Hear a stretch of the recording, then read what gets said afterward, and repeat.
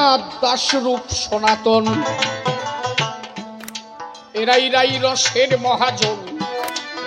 কিসের শূদ্র কিসের ব্রাহ্মণ, করলে কৃষ্ণের সাধনা।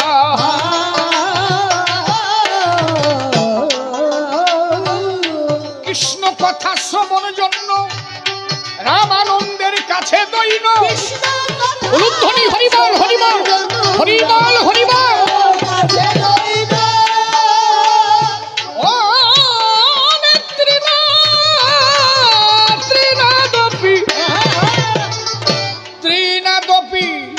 কর্মিক জ্ঞানীর দর্প শূর্ণ, কর্মিক জ্ঞানীর দর্প শূর্ণ, তারা হলে হবে না।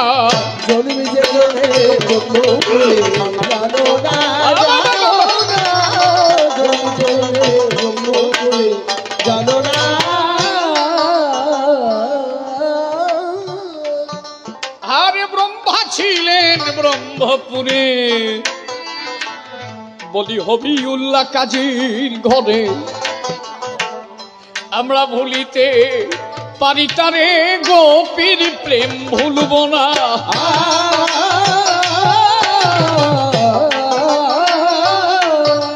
ওরে ব্রহ্মা ছিলেন, ব্রহ্মা ছিলেন ব্রহ্মপুরে, হবিউল্লাহ কাজীর ঘরে।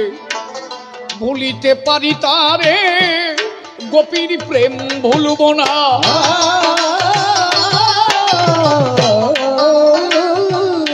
ব্রাহ্মণের মান্য যদ্যপি, তবু বলি গোপী গোপী।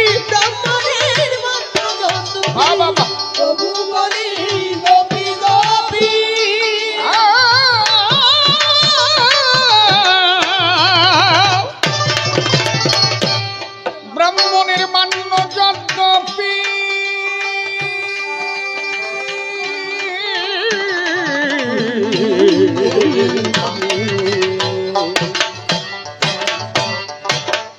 ব্রাহ্মণের মান্য যদ্যপি, তবু বলি গোপী গোপী।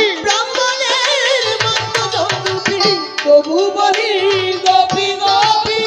আমি করতে গেলাম গৌর রূপী, করতে গেলাম গৌর রূপী, গৌর প্রেম পাশনা। গোপীর প্রেম জানো না,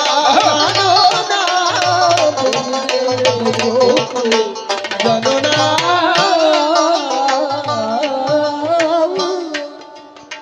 আমার গোসাই হরি চাঁদে বলে, সেই গোকুলের কুল পাই যে কুলে, প্রেম দিব তার হৃদয় তুলে, তাও যাবে মনের বেদনা।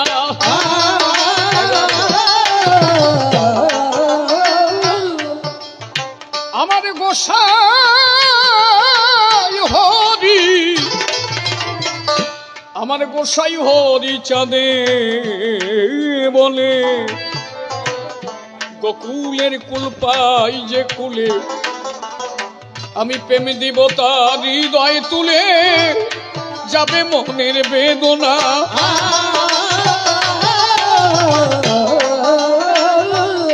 হীরামন গোলক চাঁদ বদন, মৃত্যুঞ্জয় দশরথ লোচন। জয় জয় হরি গুরু চাঁদ প্রেমানন্দে হরিবল।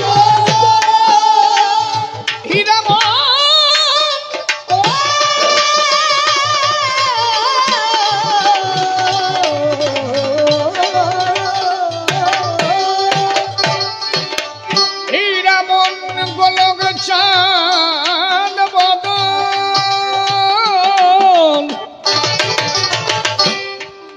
হীরামন গোলক চাঁদ, গোলক চাঁদ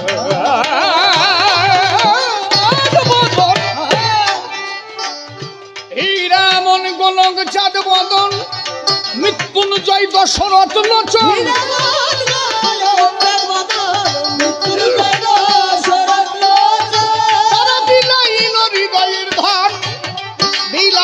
হৃদয়ের ধন আমার, তার সে ধন পেল না।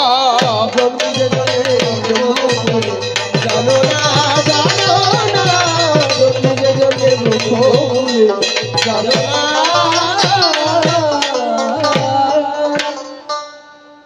সাধুগুরু বৈষ্ণব হেরিয়ার যত পুরুষ নারী আমার প্রণাম গ্রহণ করিবেন সবাই। কবিগান শুনবার তরে কাছে কিংবা আছেন দূরে, যে যেখানে যে স্তরে বসে আছে প্রত্যেকের শ্রীপাদ পদ্মে ভক্তিপূর্ণ প্রণতি জানাই। আজ যে স্থানে কবিগান দাঁড়িয়ে বলি সভাস্থান, আমার নতুন অনুষ্ঠান, আগে পরে কবু আসে নাই। অন্তর দিয়ে দেখেন ভেবে অনেক কথা বলতে হবে, বিভিন্নভাবে প্রশ্নপত্র হয়েছে ধর্মসভার গায়ে। দাঁড়িয়ে বলি সভা তলে বসে শোনেন জ্ঞানী দলে, যেভাবে প্রশ্ন তোলে ধর্মসভা স্থান, এক এক করে জবাব দিতে বাসনা আছে চিতে, আপনারা সৌধি সতে বসে বসে করবে না কন্নন। গাইতে গেলে কবিগান জানেন যত জ্ঞানীজন, দুটি ভূমিকা করতে হয় গ্রহণ। কাল্পনিক ভূমিকা মতে আমি দাঁড়িয়েছি এ সভাতে, আমি হরিবর হয়ে দাঁড়িয়েছি ধর্মসভার সাধক।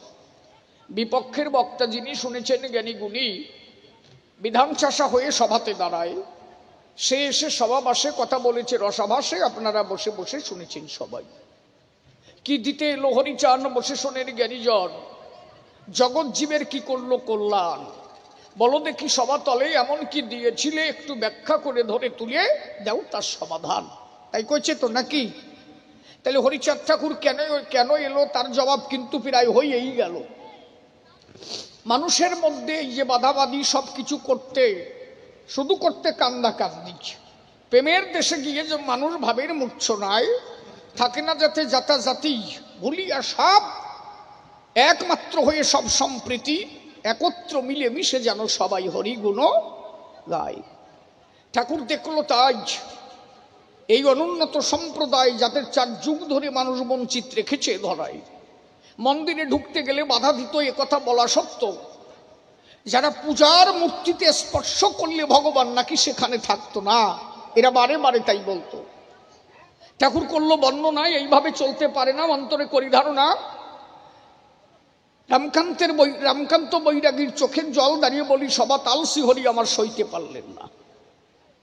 রামকান্ত নদীর জলে বসে শোনেন জ্ঞানী দলে, যখন সে নেমেছিল বারে বারে করে অত্যাচার, গোবিন্দ পূজার প্রসাদ দিতে যখন গেল মন্দিরেতে, ভোগ নৈবেদ্য দান করলেন শোনেন নারী নর।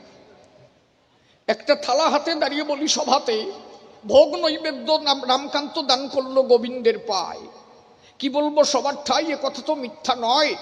ওই যে ব্রাহ্মণ যারা ডাক দিয়ে বললেন তারা, রামকান্ত এই মন্দিরে প্রসাদ দেওয়ার অধিকার তোমার নাই। রামকান্ত করলো বর্ণনা, আমার দোষ কি, আমি তো বুঝি না। ওরা বলে তাই তোমার প্রথম দোষ, মনে করো না আফসোস, চাড়ালের ঘরে জন্ম নিয়ে এত অধিকার পাও কোন জায়গায়। রামকান্ত করে বর্ণনা, এই ঘরে জন্ম নিয়েই শুধু পাপ, এটা কবু হতে পারে না, ঈশ্বরের কাছে তো কোনো জাতাজাতি থাকে না। ব্রাহ্মণরা বলে তাই এত কথা বলো কোন জায়গায়, জোর পাও কোথায়? আমি বলি সভাতলে এই চণ্ডালে ঘরে জন্ম নিলে তাদের কোনোভাবে ঈশ্বর প্রাপ্তি সম্ভব না। বসে শোনেন নারী নরে কতবার মেরেছিলে রামকান্তরে, তখন রামকান্ত বলেছিল বারে বারে, প্রভু তুমি কি দেখো না? গীতার সেই অমোঘ বাণী বসে শোনেন জ্ঞানী গুণী যা বলেছিলেন, কৃষ্ণ চিন্তা বলি মিথ্যা কথা নয়।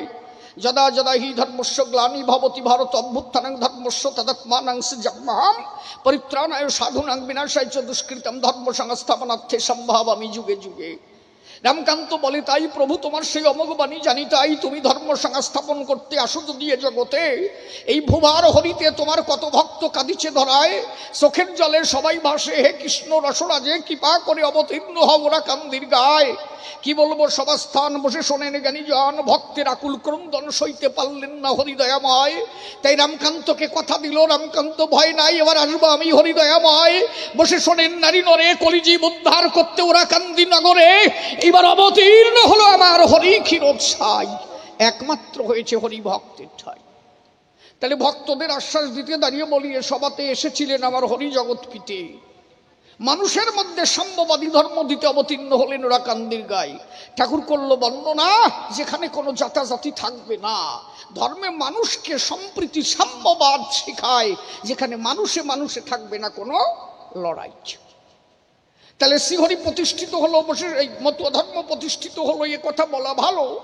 একমাত্র প্রেম দিয়ে জগৎ মাতালো, অকামনা প্রেম ভক্তি যেখানে আর কিছু নাই। মানুষ একবার প্রেমিক হলে বসে শোনেন জ্ঞানী দলে, মানুষ ভাসে প্রেমহীন দলে। একবার প্রেমের দেশে মানুষ যুক্ত হলে সেখানে আর কোনো সুচ অসুচ নাই। আমার কথা বোঝা যাচ্ছে? ভগবান প্রাপ্তির প্রথম স্থান প্রেম। সেই প্রেমিক হয়ে গেলে আর তার কিছু লাগে না। এই জন্য মীরাবাই তার ভজন মার্গে বলেছিল, তাই নিদ্না হানেছে হরি মেলে তো জলজন্তু হই, ফলমূল খানেছে হরি মেলে তো বাদুর বানর হই, তৃণভগ্নেছে হরি মেলে তো বহুত মেলে অজা, স্ত্রী ছন্নেছে হরি মেলে তো বহুত মেলে খোঁজা, পাথর পূজনেছে হরি মেলে তো मैं पूजी पहाड़, तुलसी पूजनेছে হরি মেলে তো मैं पूजी तुलसी झाड़, दूध पीनेছে হরি মেলে তো मैं दूध पीनेছে হরি মেলে তো বহুত মেলে বৎসবালা, মীরা কহে বিনা প্রেম সে নাহি মিলে নন্দ লালা। এই জন্য আমার অশ্বিনী গোসাই লিখেছিল, তাই প্রেম শূন্য জীর্ণ দেহে কৃপা প্রয়োজন, জান্নাই ভক্তি সদন ভক্তি রতন প্রেমার সাধন, অকালে কালের মুখে হয় পতন, প্রেম শূন্য জীর্ণ দেহে কিবা প্রয়োজন। তাহলে দাঁড়িয়ে বলি, সবার ঠাই প্রেম না হলে সার দেখা নাই, সেই অকামনা ভক্তি দিতে হরি এলে নবনীতে, মানুষ সেই প্রেমে মেতে সব একাকার হয়ে যায়। অন্তরে করি ধারণা, বসে শোনেন সুধীজনা, তারপরে করেছে বর্ণনা। শুধু কি তাই? আমরা মনে মনে ভাবি তাই, এ কথা আমাদের একটু বুঝবার বিষয়। দেখেন, সত্য তেতা দাপর গেল, হরি কলিতে অবতীর্ণ হলো। কোন যুগে কি ছিল এটা ভাববার বিষয়। সত্য যুগে মানুষের ছিল সত্যের আশ্রয়, এ কথা তো মিথ্যা নয়। মানুষের আয়ু ছিল 1 লক্ষ বছর, এখন তো তা নাই। আছে কি মানুষ 1 লক্ষ বছর বাঁচে নাকি?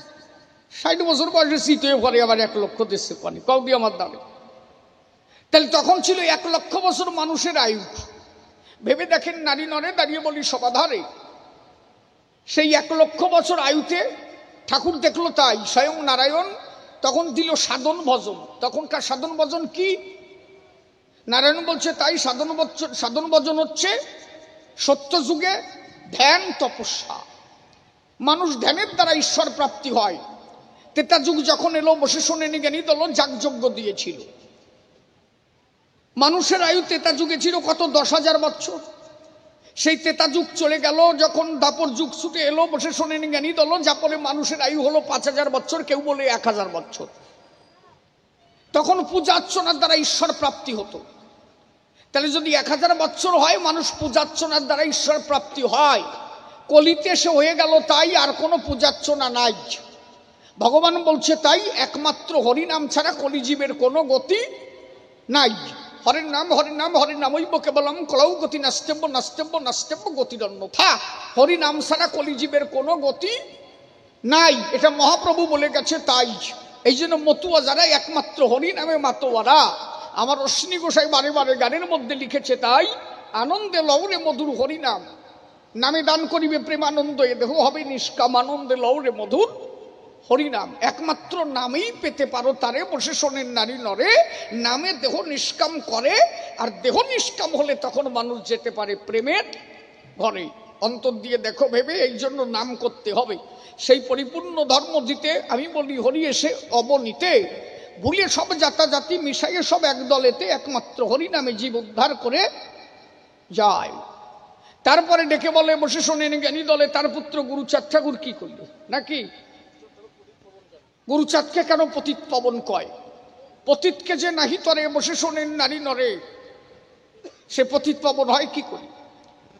অনুন্নত সম্প্রদায় দাঁড়িয়ে বলি সবার ঠাই, যাদের শিক্ষার সুযোগ ছিল না কোথায়, যারা স্কুলে গেলে ধাক্কা দিয়ে বের করা হতো, এ কথা বলা সত্য, তাদের উদ্ধার করতে স্বয়ং ভোলানাথ আমার জগতে এসেছিল। শ্রীহরি দেখলো, তাই একমাত্র শিব ছাড়া এ জীবের কোনো গতি নাই। কারণ এটা তো এক জন্মের নয়, সত্য যুগের কাহিনী। বসে শোনেন জ্ঞানী গুণী, তাহা একটু সবাই টানি। হর আর পার্বতী দুইজনই তারা মিলন মঞ্চে যায়।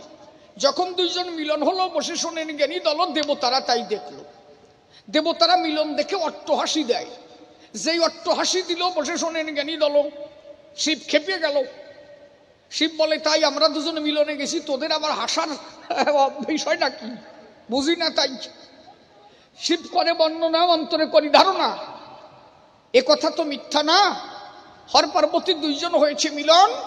ক্রোধান্বিত হয়ে শিব তখন অভিশাপ করল, দান আমাদের মিলন দেখে হাসি দিলি, অভিশাপ করি তোদের দেবতা কুলিয়া জন্মাবে না কোনো সন্তান। এই যখন অভিশাপ হয়ে গেল, পার্বতী ডেকে বলে, শিবের ঠাই আমার একটা সন্তান চাই। শিব ডেকে বলে, তাই আমি তো সেদিন অভিশাপ দিয়েছিলাম, তোমার তো মনে নাই?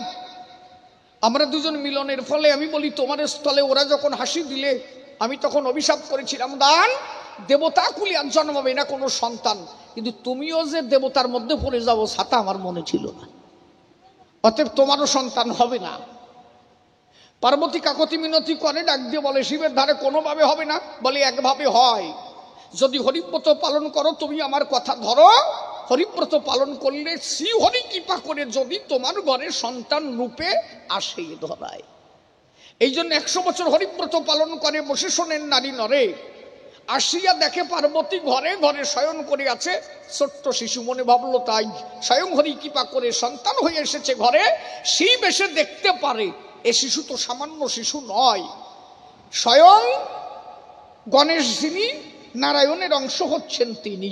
বসে শোনেন জ্ঞানী গুণী, তাই দেখে আনন্দ পায়। গণেশ ডাক দিয়ে বলে, তাই বাবা আমি তোমার ঘরে এসেছি হরি অংশ ধরে, তোমার বুঝে নেওয়া চাই। শিব করলো বর্ণনা, তুই যখন আমার মনের আশা পূর্ণ করলি আমিও ছেড়ে দেব না। মনে আছে ভাবো, হে নারায়ণ তুমি যখন আমার সন্তান হলে একদিন আমিও তোমার সন্তান হয়ে জগৎ মাঝে যাব। এই যে কথা দেওয়া ছিল বসে শোনেন জ্ঞানী দল, এইবার সেই কথা পূর্ণ করতে শ্রীহরি পুত্র হয়ে স্বয়ং ভোলানাথ গুরুচাঁদ রূপে জগৎ মাঝে এলো। দাঁড়িয়ে বলি সভাস্থান বসে শোনেন জ্ঞানীজন, মানুষের শিক্ষা দীক্ষায় সমস্ত কিছুতে একমাত্র অবদান এই অনুন্নত সম্প্রদায়ের সমস্ত কিছু করেছিলেন আমার গুরুচাঁদ। দাঁড়িয়ে বলি সভাতলে বসে শোনেন জ্ঞানী দলে, 4500-এর উপরে স্কুল করেছিলেন গুরুচাঁদ ঠাকুর। যে আশ্চর্য বিষয়, ওয়ার্ল্ডের ভিতরে বসে শোনেন নারী নরে এমন কোন মনীষী নাই যে এত স্কুল করেছিল শুধু মানুষের শিক্ষার জন্য রে ভাই।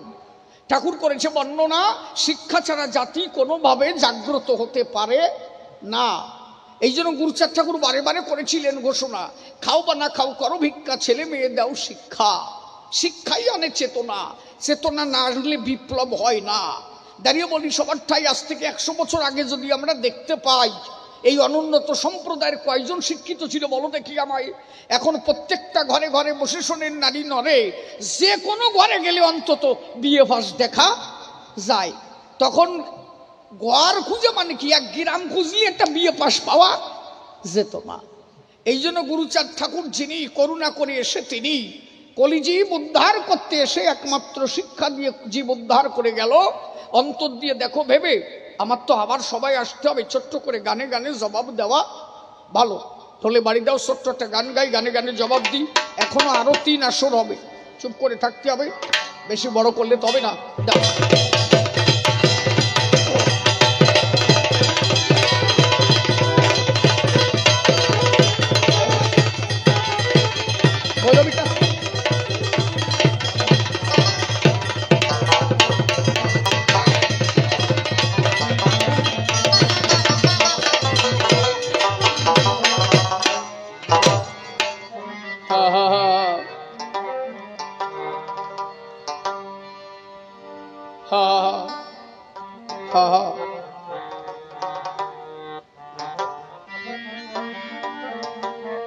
চলো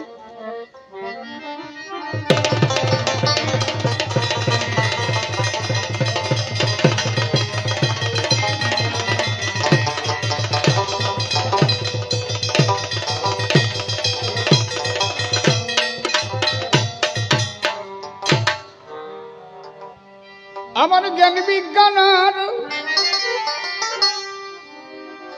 আমার জ্ঞান বিজ্ঞান জ্ঞান জ্ঞান বিজ্ঞান আমার জ্ঞান বিজ্ঞানের যুক্তি প্রমাণ, আমার জ্ঞান বিজ্ঞানের যুক্তি প্রমাণ কোনো কিছু দরকার নেই। কি কোথায় যাবে না, তুমি আছো দয়াল আমার বড় প্রমাণ সে। তোমার নামে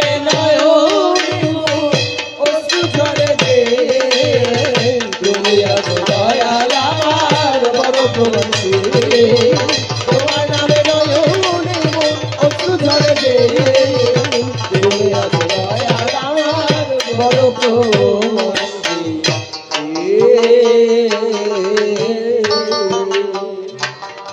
আমার জ্ঞান বিজ্ঞানের যুক্তি প্রমাণ জ্ঞান বিজ্ঞানের যুক্তি প্রমাণ জ্ঞান বিজ্ঞানের যুক্তি প্রমাণ কোনো কিছুর দরকার নেই তুমি আছো দয়াল আমার বড় প্রবাসী তোমার নামে নয়নে মন অশ্রু ঝরে যে তুমি আছো দয়াল আমার বড় প্রবাসী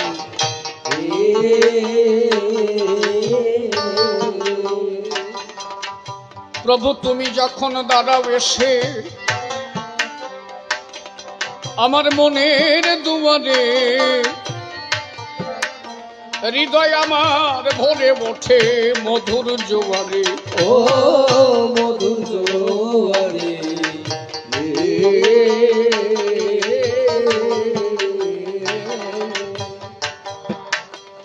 তুমি যখন দাঁড়াও এসে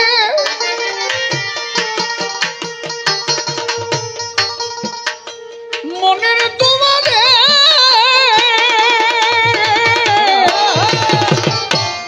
হৃদয় আমার ভরে ওঠে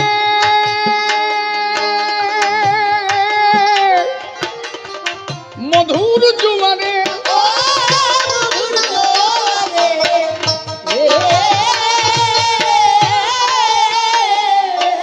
আমার অন্তর বাহির দুই ধারে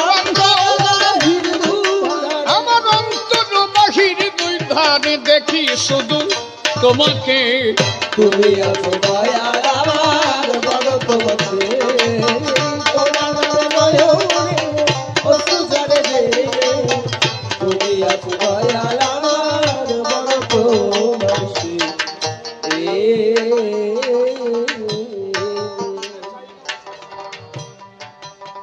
আমি ঘুরিতে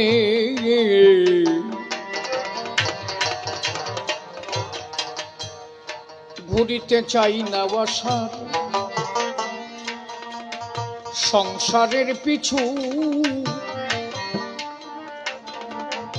তোমার চরণ তলে মাথা রাখিব নিচু ও রাখি দৌড়েছি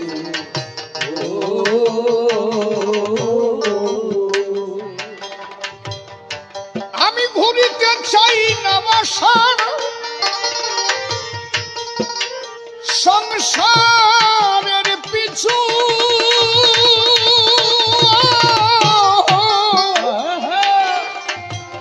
তোমার চরণ তলে মাথা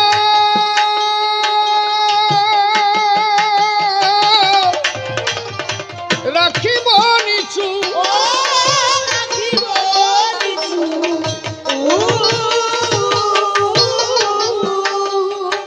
আছে আমার বলতে যাহা কিছু আছে আমার বলতে যাহা কিছু আছে আমার বলতে যাহা কিছু সবই তোমায় সঁপে দেই তুমি আছো দয়াল আমার বড় প্রবাসী তোমার নামে নয়নে মন অশ্রু ঝরে যে তুমি আছো দয়াল আমার বড় প্রবাসী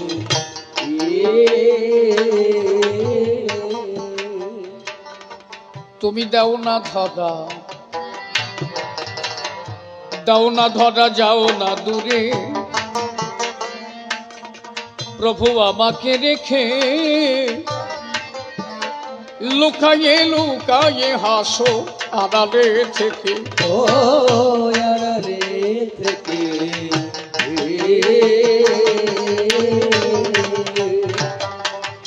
দাও না ধরা যাও না দূরে আমাকে রেখে লুকায়ে লুকায়ে হাসো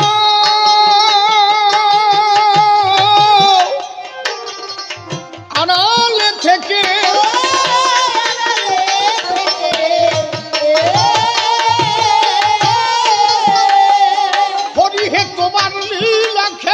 দেখে, তোমার লীলা খেলা দেখে, আমি তোমার লীলা খেলা দেখে, তোমার লীলা খেলা দেখে, তোমার লীলা খেলা দেখে মন প্রাণের স্বাদ মিটাই। তুমি আছো দয়াল আমার বড় প্রবাসী, তোমার নামে নয়নে অশ্রু ঝরে রে, তুমি আছো দয়াল আমার বড় প্রবাসী।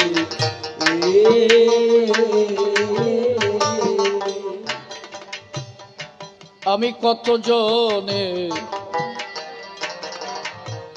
কত লোকের ভালোবাসা পেলাম জীবনে, জীবন তো জুড়ায় না দয়াল তোমা বিহনে। ও তোমা বিহনে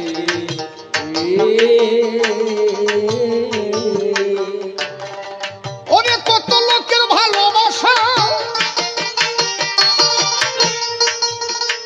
পেলাম জীবনে,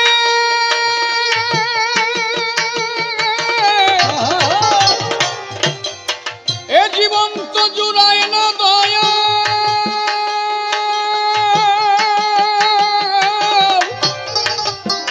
তোমা বিহনে।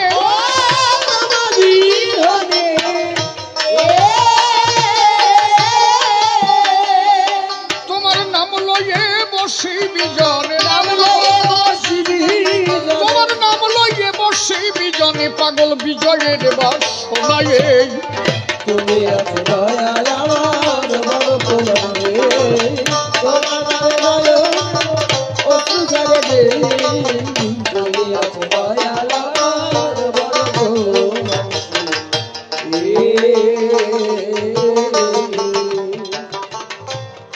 বসে শোনেন নারী নরে ধর্ম সভাস্থান, কি কারণে এলেন আমার দয়াল গুরু চান। তার আবির্ভূত কাহিনী যদি আমরা দেখি তাই, হরিনামের মধ্য দিয়ে এলেন মোর ভোলানাথ গোসাই।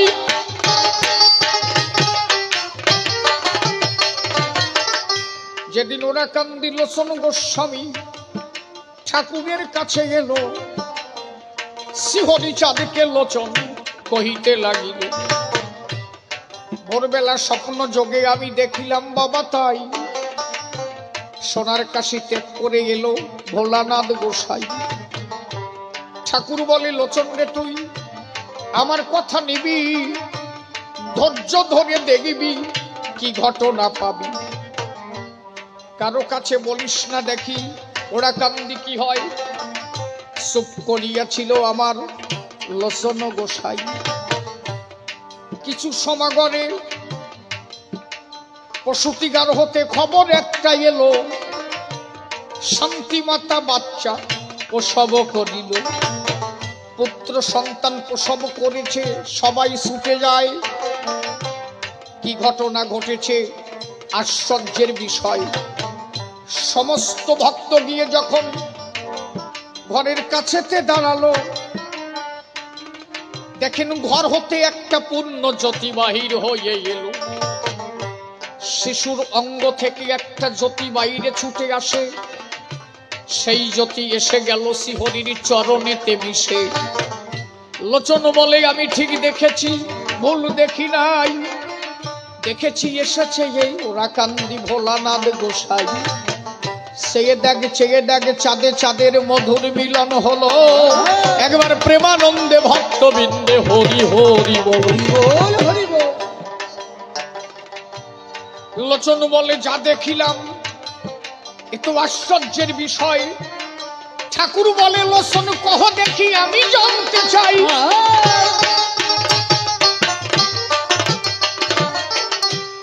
এই ছেলের নাম কি রাখা যায় বলো দেখি মোরে। লোচন বলে, গুরু চাঁদ নাম ঠাকুরকে সংসারে। বলে, গুরু শব্দের অর্থ আমরা সকলেই জানি, তোমার কাছে ঠাকুর আমি এই আশীর্বাদ মানি। গু শব্দে অন্ধকার, রু শব্দে আলো, মনে নিও তাই। একদিন এই ছেলে এই জগৎকে আলোর সন্ধান দেয়। এই ছেলে একদিন এই জগৎকে আলোর সন্ধান দেবে।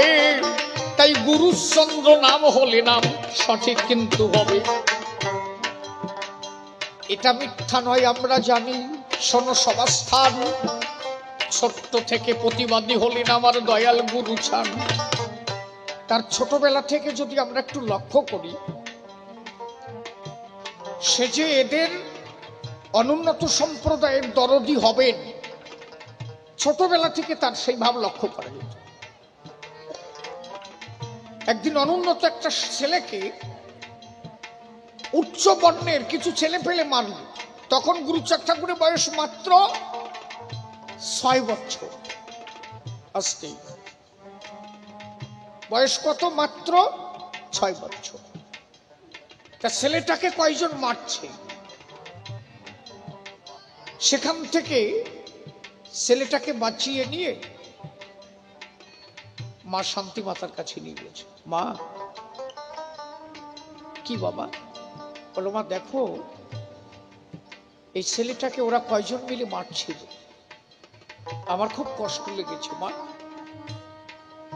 তুমি একটা কথা কও মা, একটা কাজ করো, আমাদের হাঁড়িতে ভাত আছে না? আছে তো। বলে কয়টা ভাত দাও না, আমি একটু থালায় মেখে ওকে খাইয়ে দিই। ওরা কয়জন মিলে ওকে মারছিল আর ছোট জাত বলে গালাগালি করছিল। বলতো মা, মানুষের মধ্যে কি কোনো জাতাজাতি থাকে?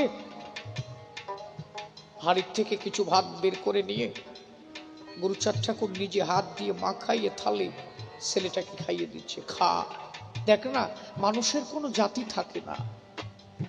মানুষ মানুষ হয়, সবাই এক জাত, কোনো পার্থক্য থাকে না। শান্তিমাতা গুরুচাঁদ ঠাকুরকে জড়িয়ে ধরলেন। গুরুচাঁদ, প্রতিদিন তোর বাবা আমার কাছে বলে আমি যে অনুন্নত সম্প্রদায়ের মধ্যে এলাম, আমি এদের ভার কার পরে দিয়ে যাব? এই 6 বছর বয়সে এদের প্রতি তোর দরদ দেখে বুঝতে পারলাম এদের কান্ডারি একজন এসেছে। এদের কান্ডারি হয়ে তুই একদিন এদের তুলে ধরিস।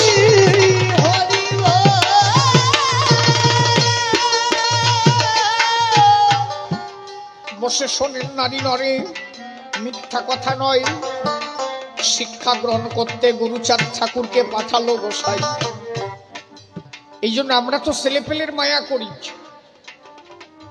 শিক্ষা গ্রহণ করতে শান্তিমাতা নিজে গুরুচাঁদ ঠাকুরকে মাত্র 6 বছর বয়সে ওরাকান্দি ত্যাগ করালো,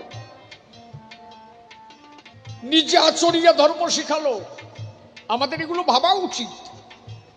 এই যে অনেক মা আছে, না না আমার ছেলে ছোট, এখন কোনো জায়গা পাঠানো যাবে না, যদি কিছু হয়। আরে যার গোড়া থেকে সঠিকভাবে তৈরি না হয় তা মানুষ হয় নাকি? নাকি ছোটবেলা থেকে তৈরি করবা? তো মাত্র 6 বছর বয়সে গুরুচাঁদ ঠাকুরকে তুলে দিল, পদ্মবিলিয়া পাঠালো, যাও পড়াশোনা করে আসো। সেখান থেকে চলে গেল গোলক কীর্তনিয়ার বাড়ি। কই ছেলের প্রতি তো মায়া করে নাই।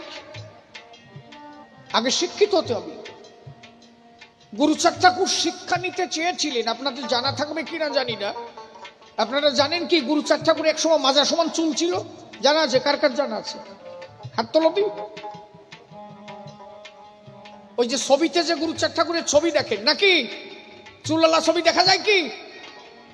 দেখা যায় না তো না। কিন্তু গুরুচাঁদ ঠাকুরের মাজা পর্যন্ত চুল ছিল। ওই চুল কেটে ফেলেছিল। কেন কেটেছিল? গুরুচাঁদ ঠাকুর দেখেছিল যে আমি যদি চুল, এই যে দাড়ি ফাড়ি নিয়ে এইগুলো নিয়ে যদি সভ্য সমাজে মিশতে যাই, এরা আমাদের ঘৃণার চোখে দেখে। সাধুত্ব তো বহিরঙ্গে নয়, চুল দাড়ি রাখলেই যে আমি সাধু হবো তা তো না। তাহলে আমি চুল কেটে এদেরকে শিখাই, তুমি চুল কাটো, বেশ ভালো করো, স্যুট পরো, কোট পরো, কিন্তু মনটাকে তুমি সাধু করো। যদি তোমার মন সাধু হয়, বহিরঙ্গের সাজের দরকার হবে না, ঈশ্বর একদিন তোমার প্রাপ্তি হবে।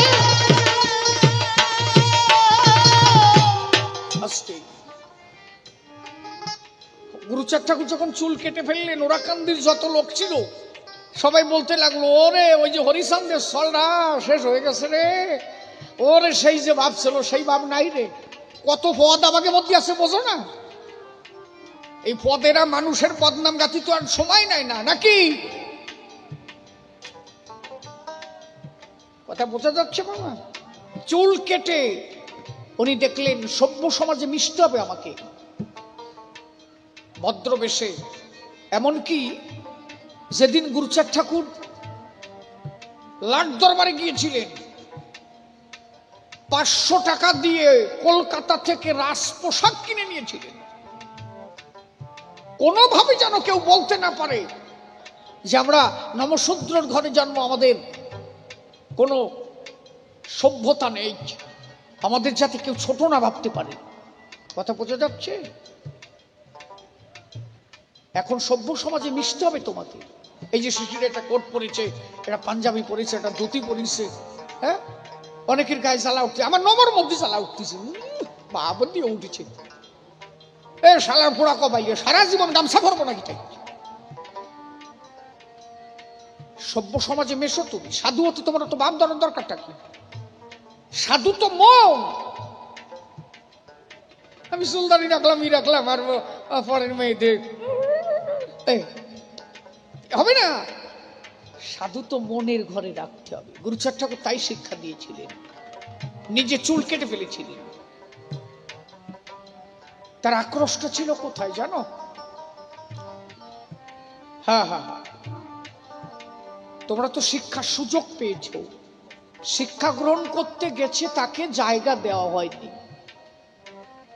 দশরথের বাড়ি পড়াশোনা করলো, গোলক কীর্তনের বাড়ি পড়াশোনা করলো, ওরাকান্দি যখন চলে আসলো হরিচাঁদ ঠাকুর, গুরুচাঁদ ঠাকুরের হাত ধরে নিয়ে নিয়ে স্কুলে গেল। যে স্কুলে গেল প্রত্যেকটা স্কুল থেকে তাড়িয়ে দেওয়া হলো।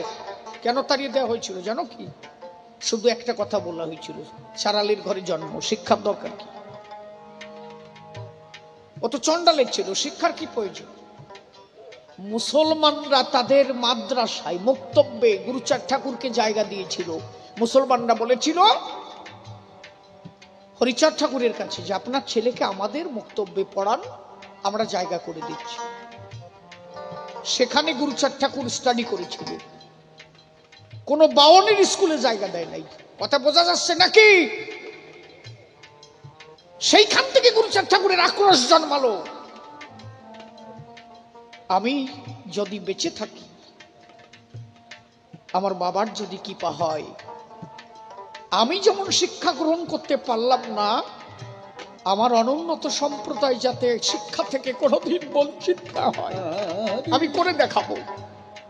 করে দেখালো কিভাবে জানো? আরে কি খবরে, ওরাকান্দি যে আগে কি হতো, ওরাকান্দিতে যখন ভক্তরা আসতো বারুণী মেলায়, ওই যে ধানের কি বলে, ওরে বাইল বলে না, ধানের আগা কাটা, নোজ বলে, কেউ বাইল বলে। হ্যাঁ, ওই বিটি কয় যে নোজ কয় নাকি? আমরা নোজ বলতাম না, নোজ বাইল, আর কেউ বলতো বাইল, আবার ভাবি না বাল কইছে, আমি ভাবি না, না ভাবিয়ে বসে। আর মানে একজন মাইয়ে বিয়ে দিয়েছে উত্তরপ্রদেশ, বুঝলি? তা 18 বছর পরে জামাই বেড়াইবারে আইছে, তা জামাই তো হিন্দি কথা কয়, বাংলা টাংলা বোঝে না। তা শাশুড়ির ওই চুল পাকা দেখে বলছে মাইজিতেরা বাল পাক দেখছি। ওরা তো হিন্দিতে চুল রে বাল কয় নাকি? তা শাশুড়ির চুল দেখে বলছে মাইজি তেরা বাল পাক দেখি। শাশুড়ি ভাবছে কি, আমার 2 সেন্টে পাকছে, এই শালার পোড়া কপালে দেখলো কোন সময়। জামাই যা কয় যে শাশুড়ি তো চাপ বোঝে নাই। শাশুড়ি কাপড় ঢেকে ধরে ঘরে দৌড় দিছে। খাবি তো শ্বশুরের সাথে গুতো খাই, যে শ্বশুর কয় যাই জামাই বাড়ি আসছে তো না ফায় বেড়াও কেন? কয় যে ওই মানুষ আমার কি কইছে জানো? ওই কি কইছে? কয় যে মাইজিতেরা বাল পাক গাইছে। শ্বশুর কয় যে ঠিকই কইছে, আসলে তোর বসার ঢক ভালো না, আমিও কয়দিন দেখছি। কদি জামাই কি কয় আর পোড়া কপাই কি বোঝে? আসলে বাল না, আমরা আগে বাইল বলতাম নাকি, নোজ বলতাম, বাইল বলতাম, ধানের আগা। তা ওরাকান্দিতে ওই নোজ বানতে বানতে কয়েক গুলা হয়ে যেত। যারা দেখা আছে তারা জানে কি বাবা, ঠিক কিনা? ওই সমস্ত ধান এবং ওরাকান্দিতে যত টাকা আসতো আসতে সব টাকা গুরুচাঁদ ঠাকুর গচ্ছিত করে রাখত। এরকম আর পাবা না, আর পাবা না। ওরে কি মানুষ ছিল রে! সব টাকা গচ্ছিত করে মহেশ ব্যাপারী থাকতো গুরুচাঁদ ঠাকুরের সাথে। গুরুচাঁদ ঠাকুর বলতো কি, মহেশ, কোথায় স্কুল করা যাবে, কোথায় সভা করা যাবে, কোথায় নবশূদ্র সম্মিলন করতে হবে, তুমি দেখো। এর একটা টাকা আমি খাবো না। গুরুচাঁদ ঠাকুর নিজে যে ওরাকান্দি সংসার চালাতেন, নিজে লগ্নি কারবার করে, নিজে ব্যবসা করে সেই টাকা দিয়ে সংসার চালাতেন। শান্তিমাতা একদিন বলল কি, গুরুচাঁদ, তুমি টাকার জন্য ভাবো কেন? তোমার বাবা কত টাকা ওরাকান্দি আসে, আমরা কয়জন মানুষ খাবো সবাই বসে। গুরুচাঁদ ঠাকুর বলে, মা কি যে কও তুমি, মা তুমি জানো না ওরাকান্দি যত টাকা আসে এ টাকা হরিকল্প বৃক্ষে জন্মায়, আমার টাকা নয়। এ টাকা আসে সব আমার বাবারও কি পায়। আমি কাজ করে সংসার চালাবো, মনে আছে ভাবো, প্রেমানন্দে বদন ভরে হরিগুণ গাবো। হরিবল হরিবল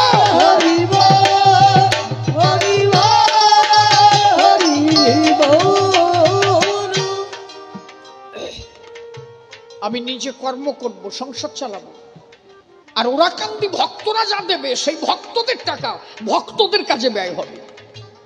নাহলে 4,500 স্কুল করা কি যেমন তেমন ব্যাপার না কিছু। এখন অনেকে মানে না, কয় যে সেই স্কুল কোন কোন জায়গায় দেখাও দি। তোমার হলো আখরণীয় বাসের দরকার। তখন স্কুল কেমন শোনো, রান্নাঘরে স্কুল হবে, গরুর গোয়ালে স্কুল হবে। কথা ঠিক বলছি তো নাকি? 20খানা বাড়ি নিয়ে স্কুল। আরে আমি আমার জীবনে নিরক্ষরতার স্বাক্ষর পড়েছি। ওই যেগুলো বাড়ি এসে সিলেট পেন্সিল দিয়ে পড়াতো, বয়স আর কম হয়েছে নাকি তাই ভাবো না। এই আসার সময় একজন বলছে যে 24 বছরের মতো দেখাচ্ছে। আরে তার ডবল হয়ে গেছে, বোঝো নাকি? তখন আমরা কি, আমাদের এখনো তো এখানে অনেক মানুষ আছে যারা দেখেছে আমরাই এই দেশে ব্ল্যাকবোর্ড পেন্সিল নিয়ে বাড়ি বাড়ি এসে পড়াতো না মা, নিরক্ষরতা। তাহলে আর তখন তাল পাতার উপরে জাটার কাঠি দিয়া কনসি দিয়া, কালিও নাই। ওই যে বুড়ো কর্তা ভালো জানো, ওই যে ওই গোপের মধ্যে বসে রয়েছে, ওই যে গেটি জ্বলতেছে, খালি খালি নাকি। কথা কইও সিদ্ধময়, কথা কইও। তাইতে লিখিছি, আমি এই কয়দিন আগে বাংলাদেশ থেকে আসলাম। আপনি যদি বৃষ্টি এই আষাঢ় মাসে যেতেন দেখতে পারতেন মাঠের মধ্যে সেই স্কুল ডুবে গেছে। টিনের ছোট্ট একটা ঘর করা, একটা বিটে বান্ধা বিলির মধ্যে ছোট্ট একটা স্কুল, একটা স্কুল। এইগুলো কি? কয় যে প্রাইমারি স্কুল। এলে করছে কারা? কয় যে গুরুচাঁদ ঠাকুরের আমলে। যাকে অসুবিধা গুনিয়ে দেখবি। তবে কথাটা কি জানো, এই পুরা কপাইলেরা যে অবিশ্বাস করবে, এইটা যদি গুরুচাঁদ ঠাকুর জানতো তাহলে হয়তো গুরুচাঁদ ঠাকুর নিজের নামে লিখে যেত এটা আমার। গুরুচাঁদ ঠাকুর তো নিজের নামে তখন স্কুল করে নাই, যার বাড়ি স্কুল হয়েছে তার নাম দেশে, যে জায়গা দেশে তার নাম দেশে। কথা বোঝা যাচ্ছে কি? এই জন্য নিজের নাম দেয় নাই। আর এরা এখন কয় যে সেই স্কুল খুঁজে পাইনি। তোমার মতো ভাবছিল নাকি যে গুরুচাঁদ ঠাকুর যে আমার নাম দিয়ে সব মাথায় ধুয়ে যাব? না, ওনার শুধু একটাই কাজ, যেভাবে হোক এই জাতি উদ্ধার করব। মনে আছে ভাবো, এদের একদিন মূল শিকরে পৌঁছাইয়া দেব।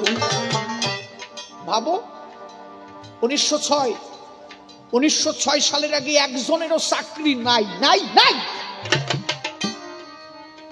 1881 সালে সর্বপ্রথম দত্তডাঙ্গা ঈশ্বর গাইনির বাড়িতে হাই স্কুল তৈরি হয়।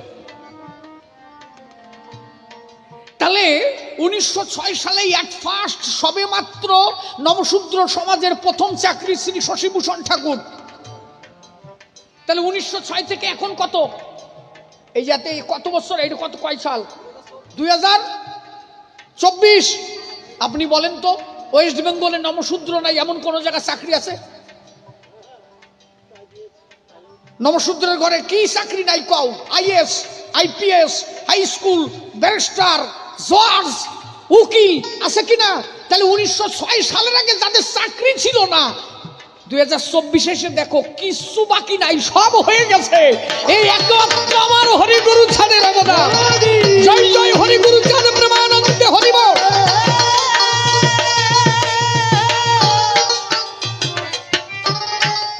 সব থেকে কষ্টের কথা কি জানো? এই আমার মধ্যে যেটা জজ ব্যারিস্টার হচ্ছে, এ যদি একটু মানে উনি যদি একটু পিছনে তাকায় দেখতো যে আমি ব্যারিস্টারটা হলাম কার করুণায়। বোঝা যাচ্ছে কোথায়? আহা, তাহলে তো অনেক কিছু আছে, আরো কিছু আছে। এই যে একটা সম্মিলন করতেছ, যে দাও কে টাস আমা এই নমো কটাই দেবে না, না কথা কি আমি খারাপ করছি? কবে না আমি কৃষ্ণ ভক্ত, আমি ওতে টা দেবো কেন? আরে স্কুলে যখন ঢুকতে দেয় নাই তখন গৌর ভক্ত দেয় নাই, আর কৃষ্ণ ভক্ত দেয় নাই, আর শিব ভক্ত দেয় নাই, খালি দেইছে সারাল কিনা। কথা কি আমার বেতাল আসছে নাকি? হ্যাঁ, চাবুক দিয়ে যাবো তাই তুই যে থাউক আর না থাউক সাথা। হ্যাঁ, আমি কিছুদিন আগে বিচরণ পাগলের আশ্রমে গান গাইলাম, আষাঢ় মাসের প্রথম বুধবার। আসতে বাজাও, একেবারে আসতে না, পয়সা দেবো না, একটু জোর।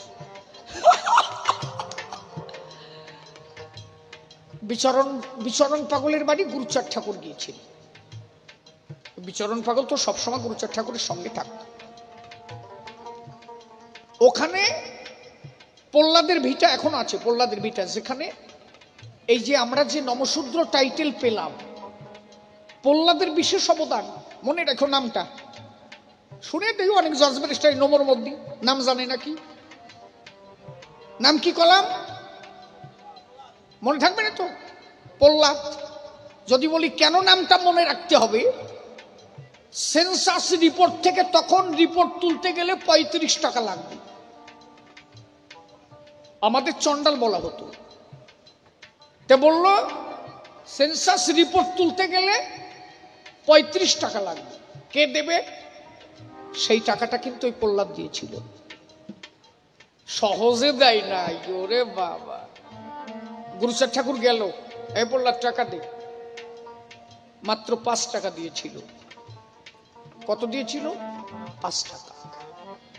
গুরুচাঁদ ঠাকুর বলে, হে প্রহ্লাদ, কথা দিলি যে 35 টাকা দিবি, তা 5 টাকা দিস কেন? বলে, নমো কি খালি আমি একা হবো নাকি? আশালারা কি আনবো? সবাই দিক, আমি দিতে পারবো না 5 টাকা। ঠাকুর বলে, তুই কথা দিছিস টাকা দিবি, সত্য রক্ষা কর, নইলে তালতলা গ্রাম আজকে থাকবে না। আরে বাবা, সে কি একটু তো ব্যাপার নাকি? যে ঘাটে গুরুচাঁদ ঠাকুর দাঁড়াই ছিল, সেই ঘাটটা আমি দেখে আসছি তো। ওখানে নৌকা রাখা ছিল, গুরুচাঁদ ঠাকুর এসে ওই নৌকার পরে দাঁড়ালো, বৈঠা দিয়ে বাড়ি দিয়েছিল জলে। বলছে সাগরের মতো তুফান হচ্ছিল, বলছিল আজকে তালতলা রাখবো না। অনুরাগ করেছিল কার পরে জানো? আরে যদি শোনো রে, গুরুচাঁদ ঠাকুর অনুরাগ করে বলছে খাল রে, যে খালে দাঁড়াইয়ে জলে বাড়ি দিয়েছে ওই খাল রে, বলছে কি এ খাল, সারাল রে খালাইছিস জল, টাকা দে। খালের উপরে রাগ দেখাচ্ছে, তবুও এদের পরে রাগ দেখাই নাই। কেন জানো? উনি জানতো যে আমি যাদের মধ্যে এসেছি এদের বোধ বুদ্ধি নাই। এই জন্য খাল রে কইছে, এ খাল, এই সারাল রে খাওয়াইছিস জল, টাকা এনে দে আমার। দেখতে দেখতে খালের জল একদম পরিপূর্ণ হয়ে গেল, জোয়ার ভাটা শুরু হয়ে গেল, ভূমিকম্প শুরু হতে লাগলো। তালতলা গ্রামের বাসী সমস্ত মানুষ গিয়ে প্রহ্লাদের পায়ে দিল, প্রহ্লাদ তাড়াতাড়ি টাকা দে, অবস্থা ভালো না, তালতলা টেকবে না। বাপ ভালো না, সে দেখ নৌকর ভরে কিনা দাঁড়াইছে, দেখে যে স্বয়ং ভোলানাথ মহেশ্বর হয়ে গুরুচাঁদ ঠাকুর দাঁড়াইছে। হরিবল হরিবল হরিবল।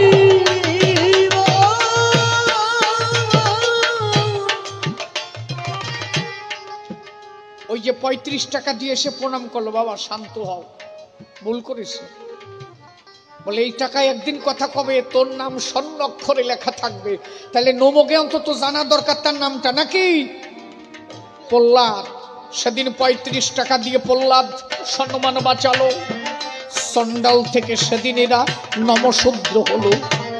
1911 সালে মুসলো চন্ডাল গালি, প্রেমানন্দে একবারে সবাই হরি হরি বলি, হরি বল হরি বল হরি বল হরি হরি বল। তাহলে এত দরদি বান্ধব আমরা কোথায় গেলে পাই? যে ঘটনা না বললে হবে না সবাই।